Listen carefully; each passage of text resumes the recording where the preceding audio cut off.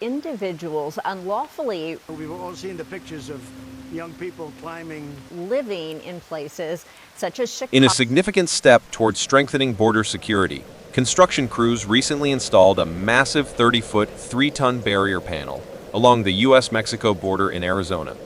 This project, completed in early February 2025, is part of an ongoing initiative to fortify the southern border against illegal crossings and smuggling routes.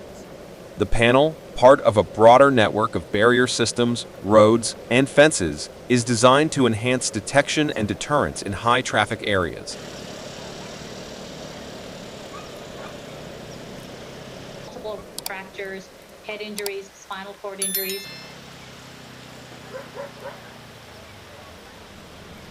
Sections made of concrete and rebar steel ball.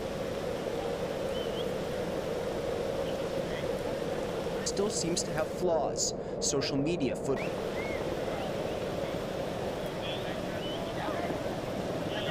shows young men with makeshift ladders climbing to the top of the wall.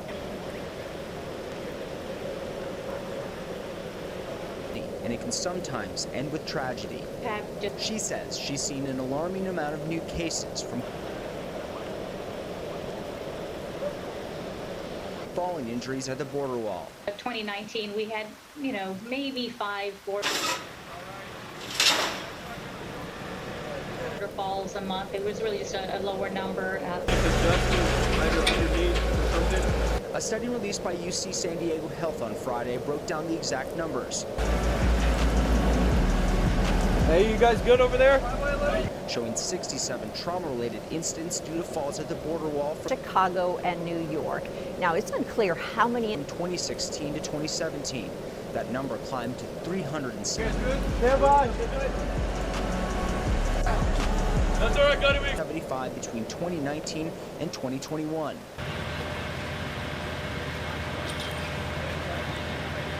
U.S. immigration officials launched a new round of enforcement operations. Expected that.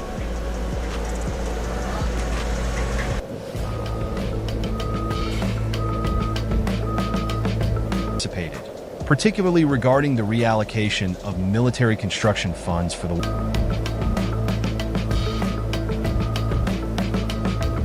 wall. Past fundraising efforts for the border wall have been marred by allegations of fraud. Notably, the We Build the Wall campaign faced legal action after key figures were accused of misappropriating donor funds for personal use.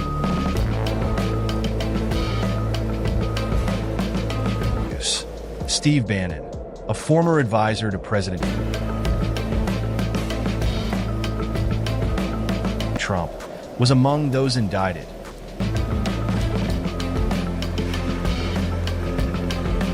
Leading to ongoing legal proceedings. These incidents have raised ethical questions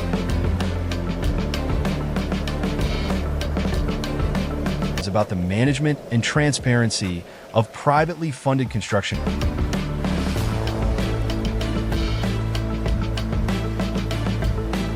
initiatives.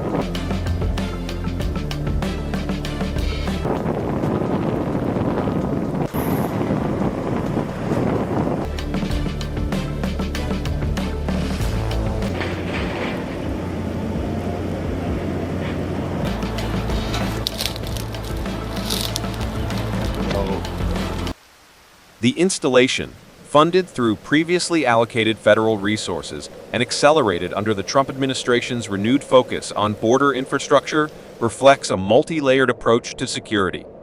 Crews work tirelessly in the arid Arizona desert, using heavy machinery to position the steel and concrete panel, which complements existing walls and razor wire.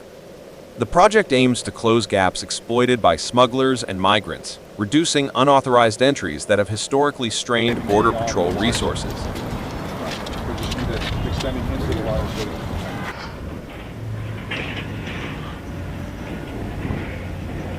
Sufficient, yes. Everyone's taking over zero. Tape measures. See where that's.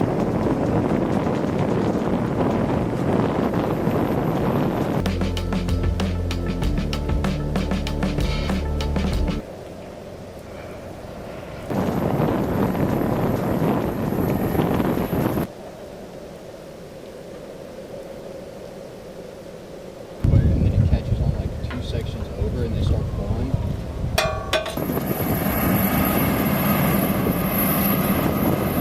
We're measuring to where we have the 45, and then with the extra length, we're just going to brace here to create extra strength.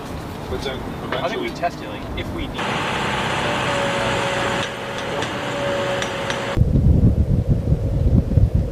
just the SE stick.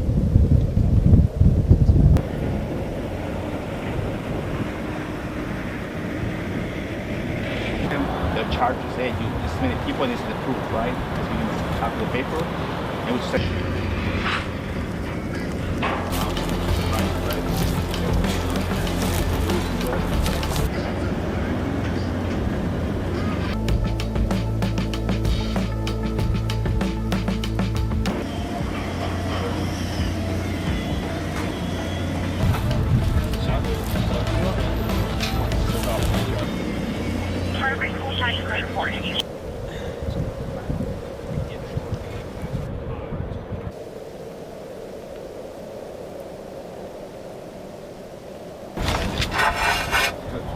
So come from the second side. And then measure the distance to right here. Where my finger is 45.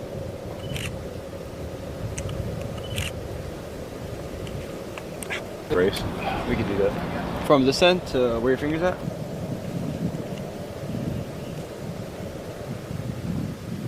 That's one point.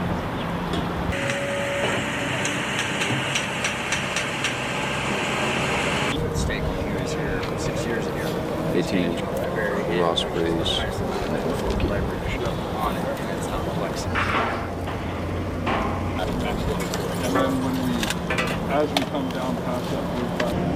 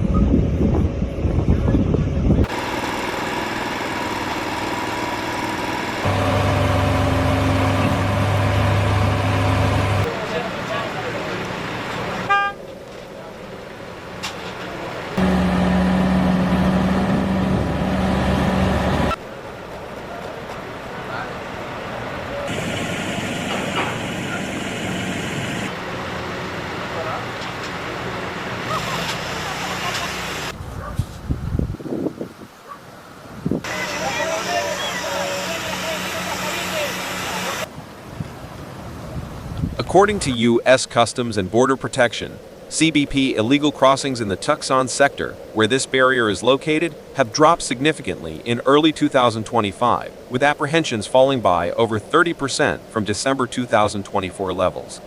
However, critics argue that such barriers displace crossings to more dangerous routes, raising humanitarian concerns.